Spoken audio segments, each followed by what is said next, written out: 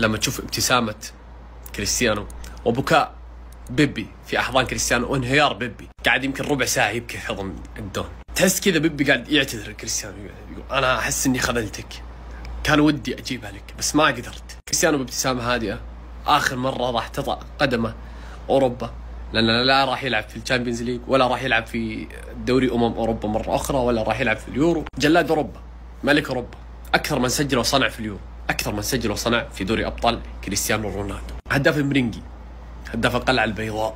سنين وأنت تجلد وتضرب في أوروبا، خلها تاخذ منك شوي، خلها ترد الدين، سنة أخذت منك، سنتين أخذت منك، عادي، خلى الناس تشوفك طبيعي، خلى الناس تشوفك واحد منهم، لأنه ما ينفع أنت دايم الأقوى، دايم اللي مكتسح الأرقام، اللي مكسر الأرقام. الناس تحب تخلي الواحد يتواضع أحيانا بالغصب، فدور أوروبا وقارة أوروبا تاخذ حقها منك. أنت سهرتهم ليالي، صقعتهم ليالي، سطرتهم ليالي، جايب 5 أبطال، 4 أنت هدافها، جايب يورو، جايب بطولة زيادة لمنتخبك، قبلك منتخبك ما كان يتأهل كأس العالم، حتى كان باليا الله بالدفدفة يتأهل كأس العالم، بعدك صاروا يتأهلون من كل مشاركة يتأهلون، وما حد يعرف البرتغال إلا بكريستيانو رونالدو. قبل 40 سنة تسأل واحد لشبونة يقول لك لا شبعان، البرتغال يقول لك صب لي.